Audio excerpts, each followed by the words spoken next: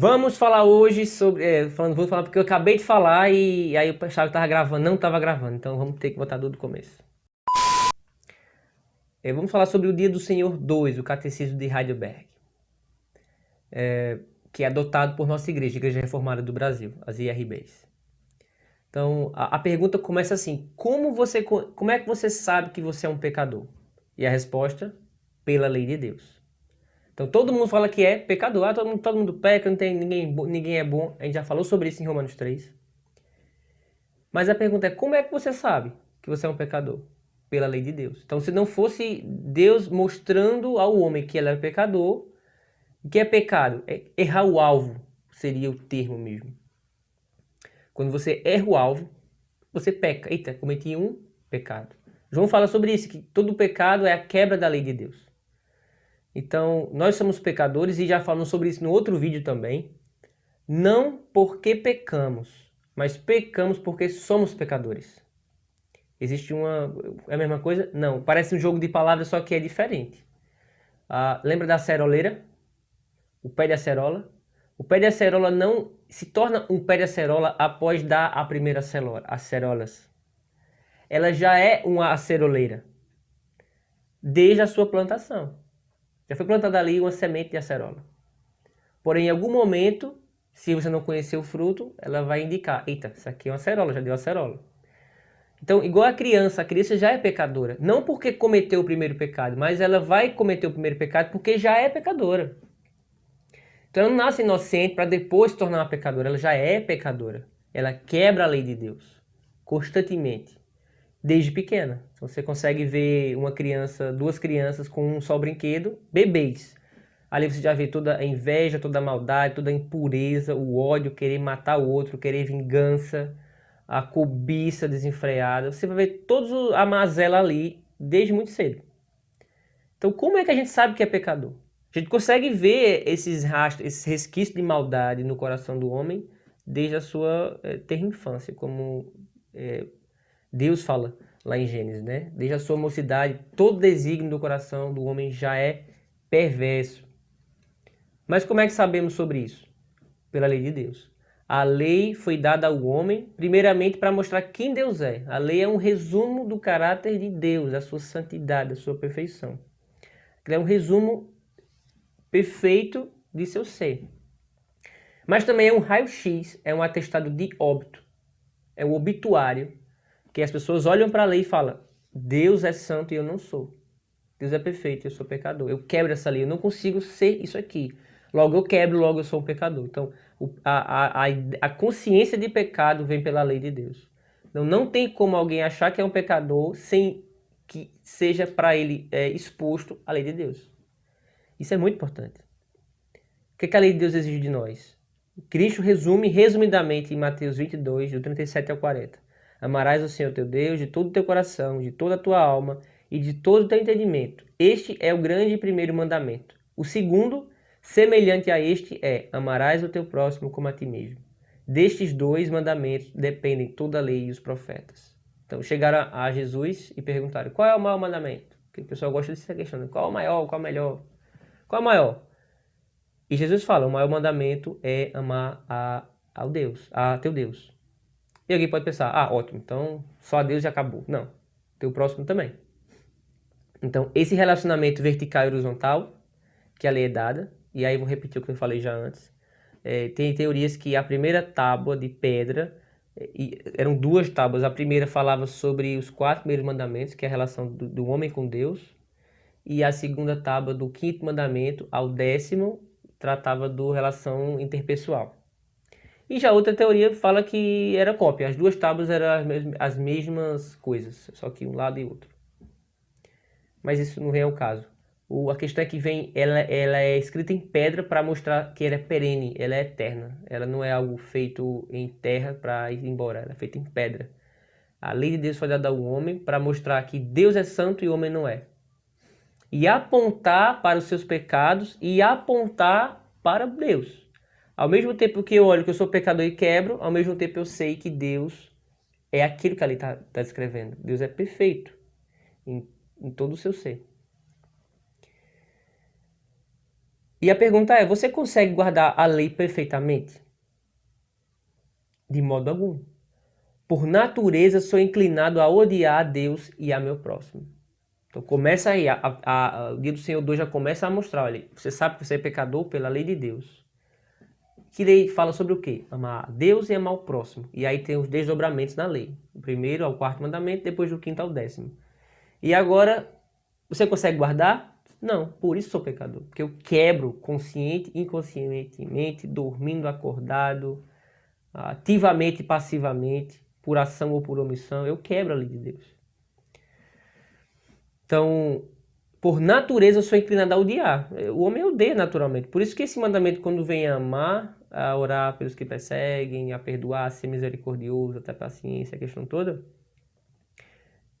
parece ser impossível de alcançar. E realmente é impossível de alcançar. Mas isso deve ser tratado no sentido de que é ordem divina. E quando eu não consigo cumprir, eu devo lamentar o fato de eu não cumprir. E não dizer, já que eu não consigo, então eu vou desconsiderar. Porque isso não é feito para que as pessoas... porque alguém pode dizer, não, mas a lei não é para nós hoje, não é? Não é do Velho Testamento, não é do período da lei, a gente está na graça. O que tem a ver lei com a gente hoje? Por que a importância de falar sobre a lei? A lei não foi abolida, ela foi cumprida. Então, Cristo não aboliu a lei, Cristo cumpriu a lei. Ele foi o humano perfeito que eu e você não fomos. Então, na perfeita obediência de Cristo consiste a nossa justiça diante de Deus. Existem várias perguntas e até existem livros sobre o que Cristo estava fazendo dos 12 anos ali que ele fala ali, que lá em Lucas fala, até os 33 anos, quando ele apareceu no Jordão para ser batizado. Então todo mundo quer saber o que ele estava fazendo. Não importa o que ele estava fazendo. A gente sabe que ele estava vivendo a vida perfeita que eu e você não conseguimos viver. Tem um hiato ali. A Bíblia deliberadamente não quer relatar a infância de Cristo, mas devemos crer que ele estava vivendo a vida perfeita. Como irmão, como cidadão, como tudo. Como filho. Então ele estava vivendo essa vida perfeita. A lei nos leva para Cristo. Quando Deus do céu entrega a lei, vemos, eita, eu quebro toda a lei. Então, sou maldito de Deus, eu quebro a lei. Eu ofendo a Deus. Se eu dou um tapa em algum amigo, existe um problema ali. Mas pode ser resolvido. Agora, se eu dou um tapa no rosto da Rainha Elizabeth, é o mesmo tapa, só que a pessoa que foi ofendida é digna de honra. Então, é o mesmo tapa, aparentemente sim, mas é a mesma coisa. Mas primeiro é uma mulher, uma idosa, é uma rainha e por aí vai. Mas o que o homem faz não é dar o tapa apenas no rosto do seu irmão, quando quebra a lei de Deus, mas ofende o próprio Deus. Ele vive como se Deus não existisse. Ele não acha que Deus vai cobrá-lo por isso. Ele acha que isso é coisa do Velho Testamento. Então, a lei nos aponta para Cristo. Porque ao olhar para a lei, nos deparamos com com o juízo e a nossa condenação. E agora, o que fazer para ser salvo? Nada. Você não pode se salvar. Você não pode correr atrás da sua salvação. A partir do momento que você já tá entendendo o seu pecado, a sua miséria e está arrependido por isso, com lágrimas nos olhos, esperando em Deus a salvação, já é um indício de que Deus está atuando no seu coração. Está trazendo arrependimento verdadeiro e fé para você crer que alguém foi perfeito no seu lugar. O inocente se torna culpado para que o culpado se torne inocente. Então, a lei foi dada e ainda permanece, é perene. A gente vai falar sobre isso. É para a gente cumprir hoje. Mas não é para a gente cumprir para a nossa justificação. Mas é porque fomos justificados, agora obedecemos a lei para a santificação e a glória de Deus. Que é o propósito de todo cristão. A glória de Deus. A santificação e aperfeiçoamento a fim de que todo homem seja um varão maduro e se assemelhe mais ao Filho de Deus, o próprio Cristo. Então veja, Os 10 mandamentos. Vamos ler os 10 mandamentos. Isso é muito importante. É Êxodo 20.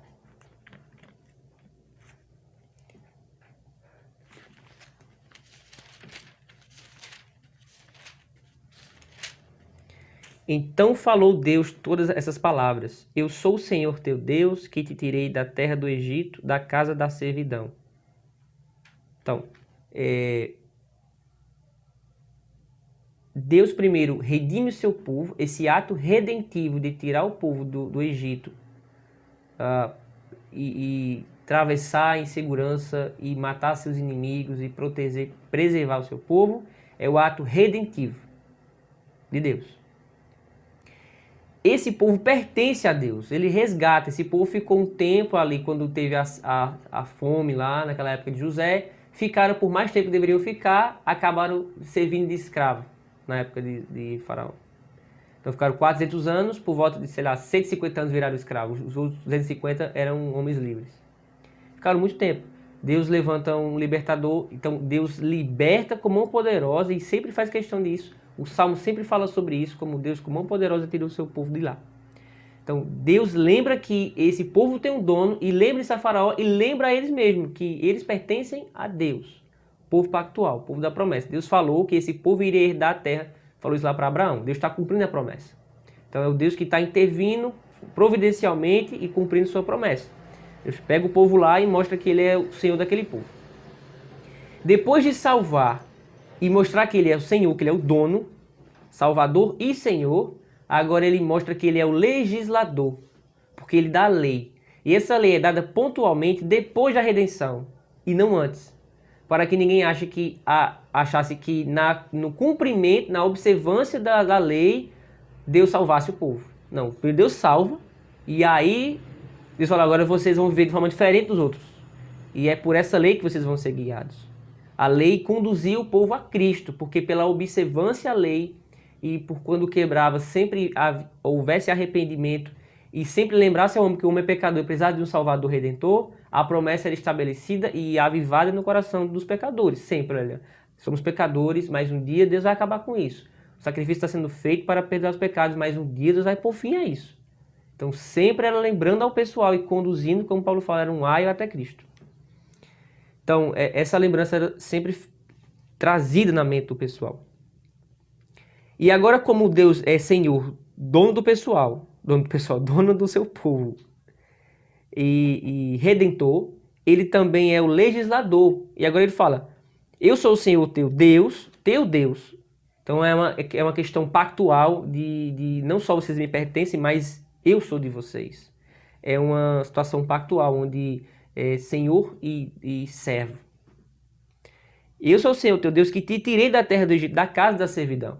Vocês serviam a outros deuses, ou estavam num ambiente corrupto, um ambiente realmente das trevas, eram escravos e agora eu lhe tirei. Vocês me pertencem. Portanto, não terás outros deuses diante de mim. Primeiro mandamento.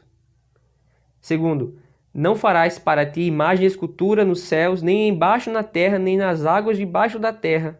Não as adorarás, nem lhes darás culto, porque eu sou o Senhor teu Deus, Deus zeloso, que visito a iniquidade dos pais nos filhos até a 3ª e 4ª geração daqueles que me aborrecem, e faço misericórdia até 1000 gerações daqueles que me amam e guardam os meus mandamentos. Não tomarás o nome do Senhor teu Deus em vão, porque o Senhor não terá por inocente o que tomar o seu nome em vão. Lembra-te do dia de sábado para o santificar. 6 dias trabalharás e farás toda a tua obra, mas o 7º dia é o sábado do Senhor teu Deus. Não farás nenhum trabalho, nem tu, nem teu filho, nem tua filha, nem o teu servo, nem tua serva, nem o teu animal, nem o forasteiro das tuas portas para dentro. Porque em 6 dias fez o Senhor os céus e a terra, o mar e tudo o que neles há, e ao 7º dia descansou. Por isso o Senhor abençoou o dia de sábado e o santificou. Quinto mandamento, e agora começa a relação do homem com o próximo. Honra teu pai e tua mãe, para que se prolonguem os teus dias na terra que o Senhor teu Deus te dá. Sexto, não matarás. Sétimo, não adulterarás. Oitavo, não furtarás. Nono, não dirás falso testemunho contra o teu próximo. E o 10º, Não cobiçarás a casa do teu próximo, não cobiçarás a mulher do teu próximo, nem o seu servo, nem a sua serva, nem o seu boi, nem o seu jumento, nem coisa alguma que pertença ao teu próximo. Então, veja só. Alguém religiosamente, externamente, pode dizer: eu consigo cumprir os 10 mandamentos. E eu já ouvi isso. Alguém falou pra mim: rapaz, dos 10, 4 eu tiro de letra. Eu digo: é nada, conta aí, Estrela, como é que tu consegue? E ele me contou. Então, eu pensando sobre isso, veja só, alguém pode alegar que consegue cumprir os 10 mandamentos. Porque o primeiro mandamento, alguém pode dizer: eu só acredito em Deus. Eu não acredito em Deus nenhum. Opa. Segundo, olha, eu nunca tive e nem quero ter imagem de escultura. Lá em casa não tem santo, nunca tive isso aí. Segundo. Terceiro, eu tenho o maior cuidado de falar o nome de Deus. Eu não falo o nome de Deus em vão. Eu sei que o nome de Deus é santo, isso não é doce na minha boca. Eu não repito aí sem problema. O quarto, eu não falto o culto. Tô lá. No dia do Senhor eu tô lá sempre. O quinto, eu sou órfão. Eu nasci já órfão. Desde que eu dei por gente não tem pai nem mãe. Então, logo eu nunca vou quebrar esse mandamento, já que eu não tenho pai e mãe para honrar. O sexto, eu não quero nem pegar em arma. Não vou matar ninguém, não mato nem bicho. Então, eu nunca vou quebrar esse mandamento aí. Pode ver que o cara tá zerando todos os mandamentos. O sétimo, eu nem sou casado, como é que eu vou adulterar? Até agora eu não adulterei, tô casado. Oitavo, olha, embora não tendo pai e mãe, eu nunca roubei e nunca vou roubar, porque eu sou a coisa mais honrada do mundo. Eu trabalho sempre e nunca roubei, não. Eu prefiro pedir, mas não roubo. Aí o nono, eu nunca participei de um tribunal, certo? Eu nunca inventei nada de ninguém, nunca prejudiquei alguém falando uma mentira, uma calúnia, disse que o cara era inocente, o cara sendo um cara culpado, nem o cara culpado, o cara sendo inocente. Então veja que ele consegue cumprir os 9 mandamentos externamente. Externamente, ao olhar, você, opa, beleza, o cara tá joinha. Só que o 10º mandamento é onde pega ele. Porque o 10º mandamento, no catecismo nosso, fala o seguinte, que o 10º mandamento nos indica que não deveria existir nenhum início de vontade de desobediência, nenhum leve início, não deveria existir nada no nosso coração de vontade de pecar e de quebrar a lei de Deus. Então veja, que o 10º mandamento interioriza a lei de Deus. E aí, com essa visão, vamos agora reler os 10 mandamentos mais uma vez. Internamente. Quando você gasta mais energia com qualquer outra coisa a não ser Deus, você tem outro Deus. Você criou o seu ídolo. Seja ele na política, seja a sua própria saúde. Você acha que você confia muito na sua saúde e você não precisa de Deus. No seu concurso, você não precisa mais de Deus. Para que orar pelo pão se eu conseguir o meu próprio recurso? Eu não preciso, eu sou autossuficiente. E por aí vai.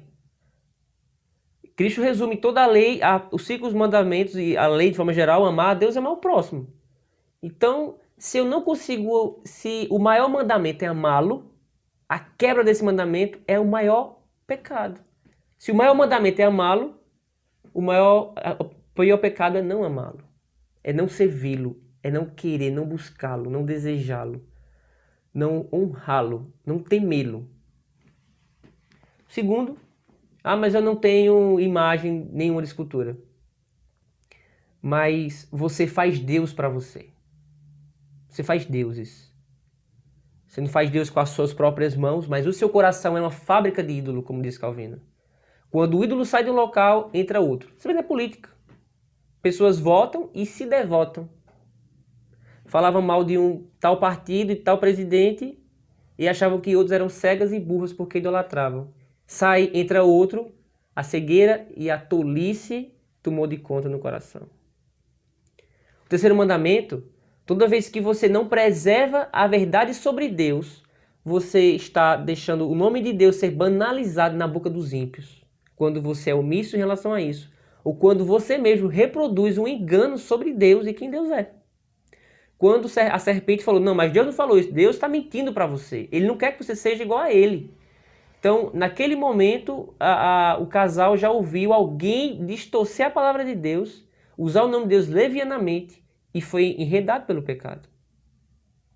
O quarto mandamento, nós não nos dedicamos ao serviço e à glória de Deus, como deveríamos servi-lo e desejar estar na presença de Deus.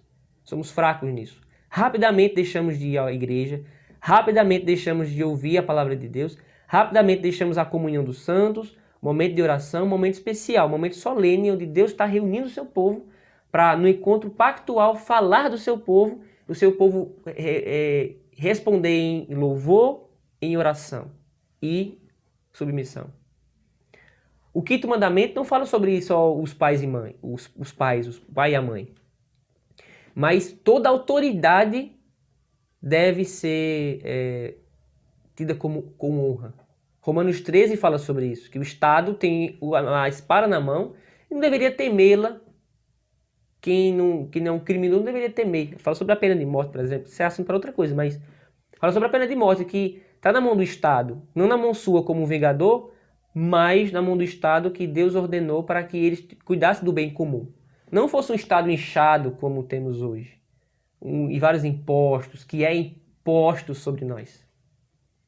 Que são impostos que são impostos sobre nós. E aí essa rebeldia contra eles faz com que a gente não ore, não tenha misericórdia e trate eles como usurpadores. Eles estão no lugar que Deus quer que eles estejam. Se o Brasil está passando por dificuldade porque Deus quer ensinar algo à nação e ele vai colocar governantes corruptos e perversos para fazer com que o seu povo lembre-se que não existe homem digno de adoração, somente ele. Então várias pessoas caem no cavalo em pandemia porque seus ídolos, saúde, presidente, governador, prefeito, trabalho, concurso, qualquer coisa, vai embora e eles não podem fazer nada diante da doença, diante da morte. São colocados em prova, assim como os ídolos de Faraó, do Egito, foram todos ridicularizados e humilhados por Deus. Desde o sol a todas as coisas, Deus ridicularizou e mostrou, somente sou eu que sou Deus. É o Deus Sol, vou mostrar que vai ficar uma semana aí tudo escuro.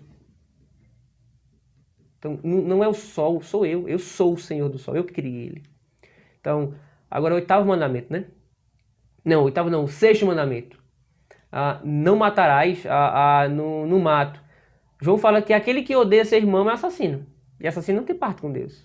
Então, se você odeia, se você o rejeita, se você não preserva a vida dele, se você anda com ele no carro imprudentemente, se você não cuida da sua vida, desde uma máscara, imagina. Quantas pessoas estão colocando a vida de outros em risco agora nessa pandemia? Ou sempre colocaram a vida? Então, estão se colocando em risco, estão tentando a Deus, e é aquilo que Satanás fez com Cristo, tentou. Deus não prometeu que ia lhe salvar de todo o mal, você se colocando em risco e colocando Deus à prova. Você deve cuidar da sua vida até onde você pode e cuidar dos seus. Mas sabendo sempre, como Atos 17 fala, Ele é o autor da vida, é Ele quem dá a vida, a respiração e tudo mais.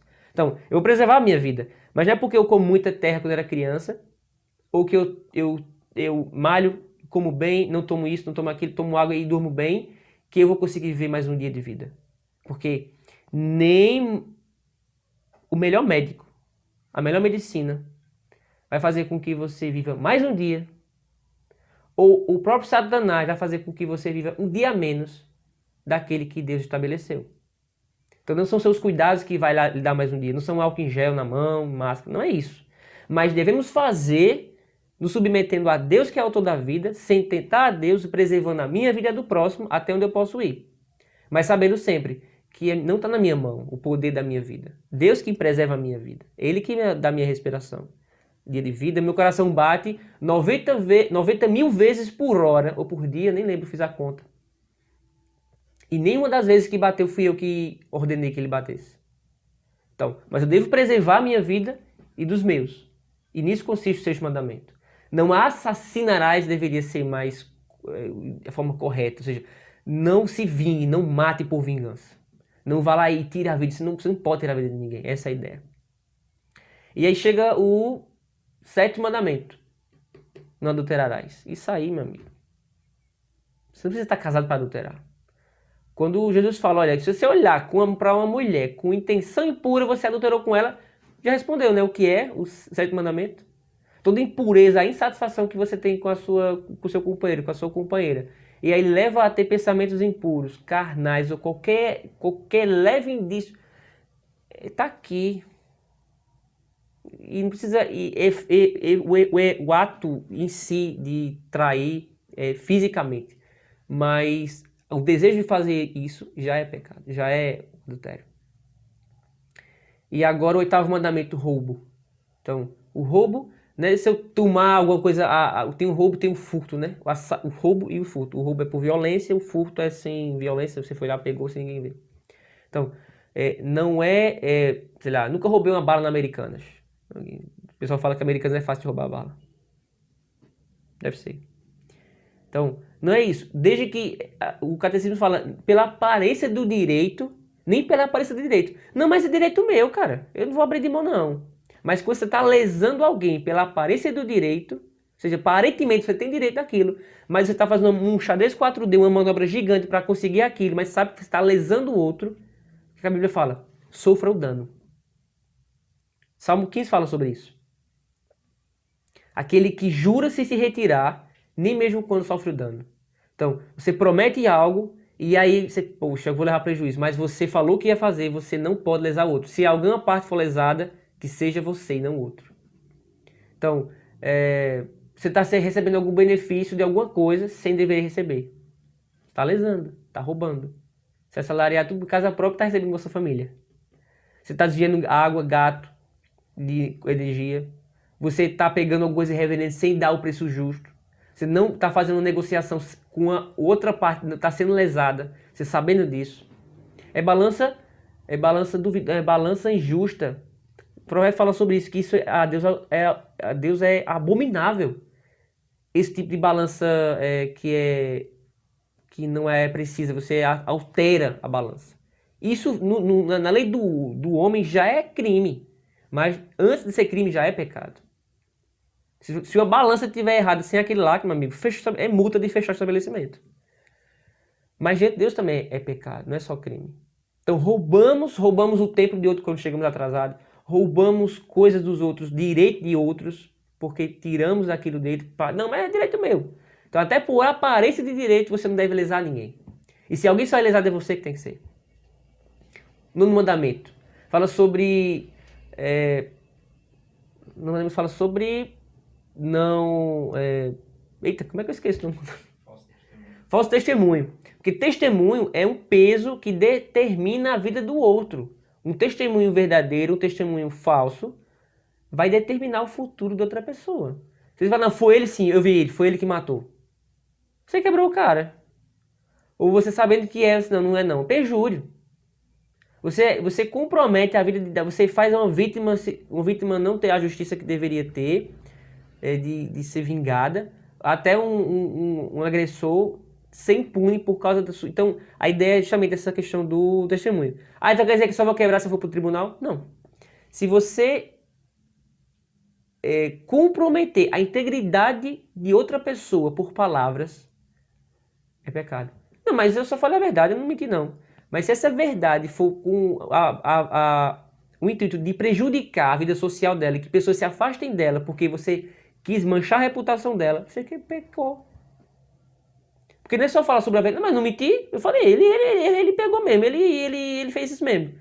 Mas não foi colocado numa situação oficial, solene, onde aquela questão foi colocada e você tinha que falar a verdade, e aquela verdade, querendo ou não, ia comprometer o patrimônio da reputação da pessoa. Ele tinha que falar realmente. Ele se colocou naquela situação, ele vai arcar com os erros. Outra coisa é você se reunir e falar, esse fulano fez aquilo ali. Não tem nada, você só está usando como pretexto a verdade para fofocar. Quando você mente, quando você exagera, quando você mente a alguém, você quebrou o nono mandamento. Quando você mente para alguém, quando você mente sobre alguém, quando você exagera, quando você sabe que tal pessoa vai ser prejudicada em um relacionamento interpessoal, você vai fazer um negócio com outra pessoa, eu sei que aquela pessoa ali vai lhe passar a perna, já tem uma fama pesada, só que, não vou falar não, deixa que você tanto não preservou a sua integridade física, você quebrou seu mandamento, você não amou o seu próximo, você quebrou todos os mandamentos da segunda tábua, e você não estabeleceu a verdade para o seu irmão, deixou que aquele irmão seja enganado, você quebrou no mandamento. Hoje você quebrou o mandamento constantemente. E ninguém pensa nisso. E quando chega no 10º, aí você vai ver A forma de ler os mandamentos, essa forma, interiorizar os mandamentos. Não deve passar por nosso coração nenhuma vontade de perverter a lei de Deus, de quebrar consciente ou inconscientemente. Então, alguém externamente pode dizer, eu cumpro toda a lei, mas se você interiorizar, não há quem cumpra. E a lei nos condena constantemente. Por isso, a lei nos aponta para um Salvador. Uma vez que somos justificados e perdoados em Cristo, pelos méritos de Cristo, quando o Espírito Santo nos dá todos os benefícios da cruz de Cristo, alguém pode dizer, então, para que a lei, né? Que a lei me condenava, agora não há mais condenação sobre mim. Então, quer dizer que eu posso rasgar até Êxodo 20 e Deuteronômio 5 da Bíblia. Eu não preciso mais observar a lei. Eu vivo pela graça, eu vivo pela lei. Você pode ler Gálatas e falar, se eu vivo pela lei, eu vou estar caindo da graça, eu vou estar abandonando e desprezando o que Cristo fez por mim. Por que eu vou observar a lei, Eduardo? Se Gálatas fala sobre isso. Vamos lá em Gálatas agora. Porque aí é o texto que às vezes normalmente alguém vai ler, tá? Gálatas 5.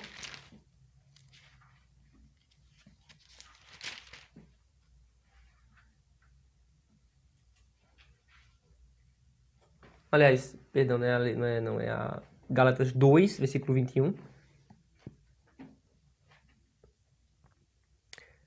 Não anula a graça de Deus, pois se a justiça é mediante a lei, segue-se que morreu Cristo em vão. Ele não anula a graça e nem anula a lei. A justiça é mediante a lei, que o cumprimento da lei vem a justiça. Gálatas 3, 13. Cristo nos resgatou da maldição da lei, fazendo-se Ele próprio maldição em nosso lugar. Então, a lei nos amaldiçoava, quebrávamos a lei, era maldito de Deus. Ele se tornou maldito para que nós pudéssemos nos chamar, ouvir de Deus, vinde benditos de meu Pai. Éramos malditos, mas pela morte de Cristo, em substituição plena, penal, hoje somos benditos de Deus. Ouviríamos de Deus, vocês são malditos, não vos conheço, vocês são agora eternamente desprezados e julgados por mim, sentenciados a eterno desprezo e condenação. Mas pela morte de Cristo, ouviremos do próprio Deus Pai, vinde benditos. Cristo falará isso, vinde benditos do meu Pai. Atos, Coríntios, Efésios, Gálatas. Atos, Romanos, Coríntios, Efésios, Gálatas. Achou? Gálatas, Efésios. Agora, vê isso aqui. Olha aqui. 5, Gálatas 5. Para a liberdade foi que Cristo nos libertou. Permanecei, pois, firmes e não vos submetais de novo a jugo de escravidão. Eu, Paulo, vos digo que, se vos deixardes circuncidar, Cristo de nada vos aproveitará. De novo testifico a todo homem que se deixa circuncidar, que está obrigado a guardar toda a lei. De Cristo vos desligastes, vós que procurais justificar-vos na lei, da graça decaístes. Tá vendo, Eduardo? Então, para que guardar a lei? Se Paulo falou aos Gálatas, se você procurar guardar a lei, você se desligou de Cristo, você caiu da graça. E como é que eu interpreto esse texto? Lá em Atos 16 ou 14, pessoas estavam indo na região da Galácia e outras regiões, falar assim, olha, Paulo está falando para você que tem que crer em Cristo para ser salvo. Crer em Cristo é bom, mas também tem que se circuncidar. Guardar a dietética, guardar o sábado, fazer aquilo outro. Os rituais, sacrifícios, etc. Ou seja, Cristo não é suficiente, não. Se circuncide. Aí Paulo, opa, não. Se você colocar qualquer coisa ao lado de Cristo, da obra que Cristo fez, seja anátema. Está lá já em Gálatas 1:8. Então, desconsidere.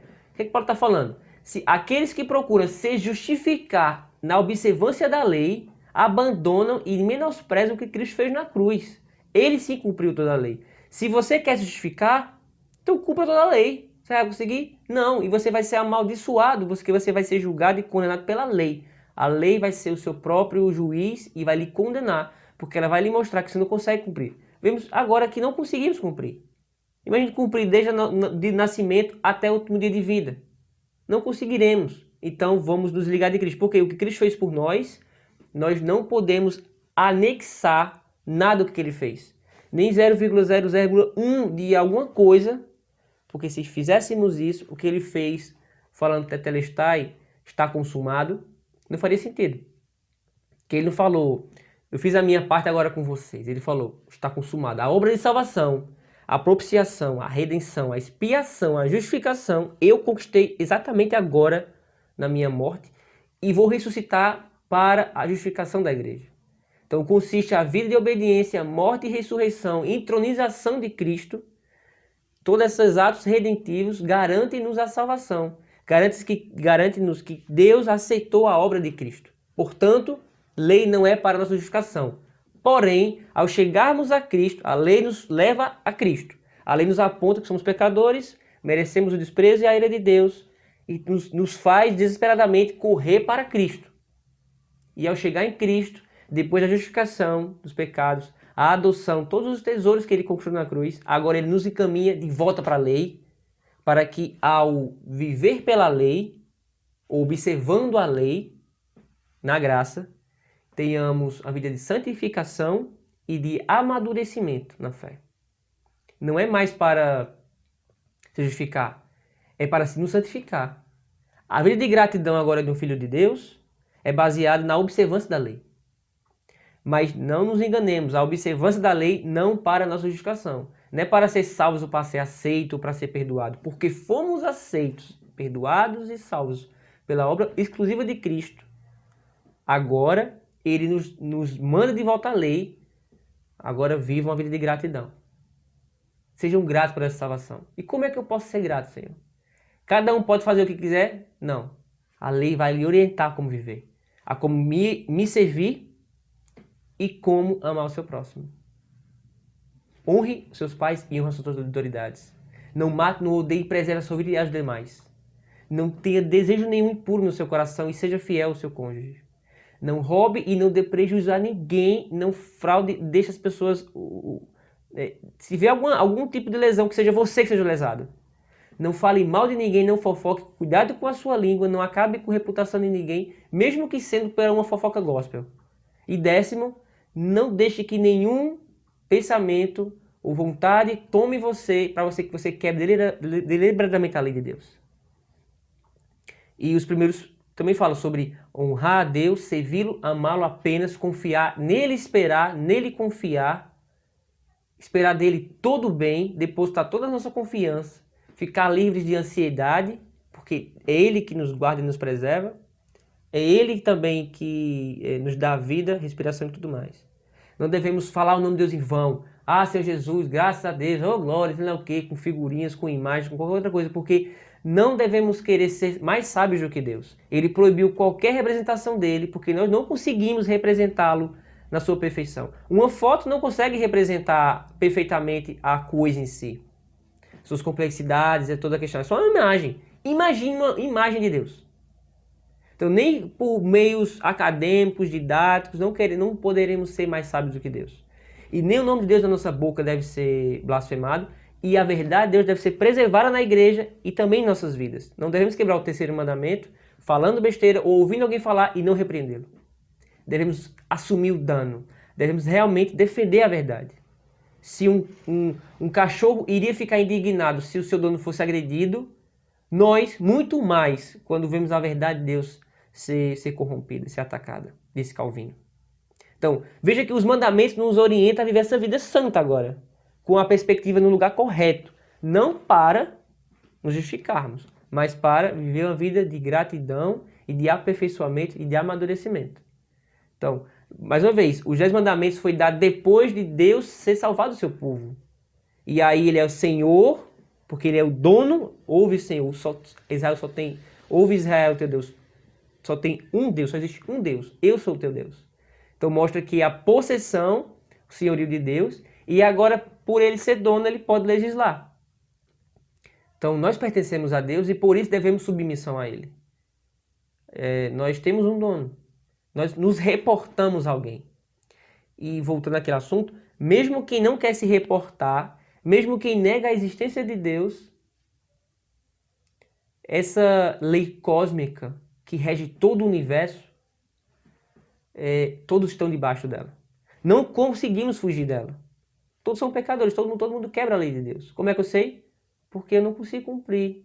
A Bíblia mostra isso. Eu sou um pecador, eu preciso de perdão. Porque a menos que eu seja perdoado, ao morrer e me deparar com o Criador, que é santo, que toda a lei fala sobre ele, como ser justo, tem que me condenar. E tem que fazer com que eu fique afastado dele por toda a eternidade. Aqueles que não querem viver com Deus aqui na terra, não poderão viver com Deus no céu. Deus terá que rejeitá-los. E a lei deve trazer ao pecador profundo arrependimento. A lei deve apontar para suas fraquezas, é o atestado de óbito, estou morto, como Romanos 3 fala.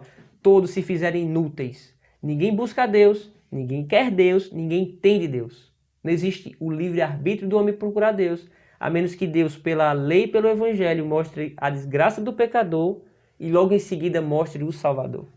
Por que é importante lermos a lei? Por que nós temos o hábito de ler todo domingo na igreja? Porque lembramos que estamos na igreja não por nossos méritos. Estamos lá porque todos reconhecemos que somos pecadores e precisamos de um Salvador.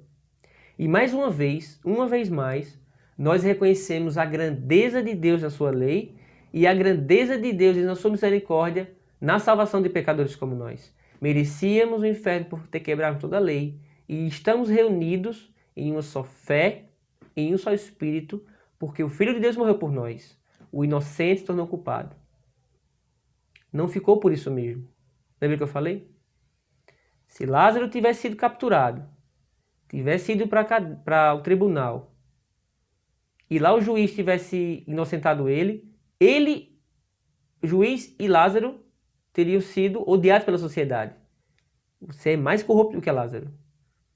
E se nesse processo um policial ou qualquer outro inocente ali fosse acusado e culpado e condenado no lugar de Lázaro, aí teríamos mais uma injustiça. O cara matou, fez aquela barbárie todinha, chega lá, sai pela porta da frente, o juiz solta ele e um inocente é culpado. Odiaríamos a situação. Mas o que aconteceu com Cristo? Cristo, inocente, se fez culpado, como Gálatas falou, Paulo falou. O inocente se fez culpado, ele conheceu o pecado e ele foi punido em nosso lugar. Gálatas 3:13. Cristo nos resgatou da maldição da lei, fazendo ele próprio maldição em nosso lugar. E agora, não, a igreja não pecou nada. Eu vou carregar o pecado deles. E agora, nós não podemos olhar para os nossos pecados achando que ficou por isso mesmo. Cristo pagou por cada um deles. Os seus pecados de 2020, todos eles foram pagos por Cristo. Todos eles. Então, todos foram pecados, todos foram perdoados, então eu posso fazer o que quiser? Não. Que você está desconsiderando a morte de Cristo. Você matou ele.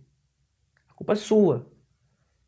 Quando eu falo que Cristo morreu pelos pecadores, diga assim, Cristo morreu por mim. Porque falar que Cristo morreu pelos pecadores é muito etéreo, é muito assim, morreu pelos pecadores. Morreu por mim, eu que matei ele. A cruz não mostra como eu sou importante para Deus. A cruz mostra como eu sou pecador. Matei o Filho de Deus. Não foi mim ele estar lá na cruz. Porque ele quis me salvar, me substituir, redimir a criação que foi perdida por minha própria culpa em Adão. E agora teve que morrer nesse processo. A culpa é minha. Eu faço o que Adão fez todos os dias. Todos os dias eu rejeito, todos os dias eu dou ouvido à serpente. Eu encho meu coração de orgulho e de vaidade, achando que eu sou autossuficiente, quero ser igual a Deus, quebro a lei de Deus e ainda por cima, depois que Deus vem ao meu encontro, eu corro de Deus. O que? Exatamente o que Adão fez. Adão e Eva fez o primeiro casal, os nossos primeiros pais. Eu reproduzo aquilo que Adão e Eva fez todos os dias, fizeram todos os dias aqui. Mas pela graça de Deus, encontrei salvação em Cristo. Então, por que falar da lei? Porque a lei exalta a Cristo e nos humilha toda vez que lemos. Quando você olhar a lei agora, olhe com esses olhos. Eu não consigo cumprir nada disso. Mas ainda assim, encontrei salvação em Cristo. Então a lei exalta Cristo, exalta a sua redenção, é a bela canção da redenção. E também é um atestado de óbito. E todos os pecadores, todo mundo deveria olhar para a lei e tremer. Deveriam. A notícia que deveria mais abalar o coração de um homem é: você é pecador, você sabia disso? Eu sei que você é pecador. E isso não lhe incomoda, não? Isso não lhe faz tremer, não? Isso não lhe causa pavor no seu coração, não? Você sabe o que Deus vai fazer com o pecador? Se Deus é justo, sabe o que Deus deve fazer com pessoas como você? Isso não lhe causa peso, não. Se você sabe que você é um criminoso, eu sou um criminoso mesmo, matei muita gente mesmo, e você vai se encontrar com o juiz semana que vem, você não tem peso nenhum no seu coração. Então, pessoas a olhar para a lei e saber que é pecadoras deveriam cair sobre elas um profundo arrependimento. Mas, às vezes, ao olhar para a lei, elas têm o efeito contrário. Elas se endurecem mais ainda. E aí, achando que estou vivo até agora, então Deus está nem aí para mim. Romanos 2 fala sobre isso.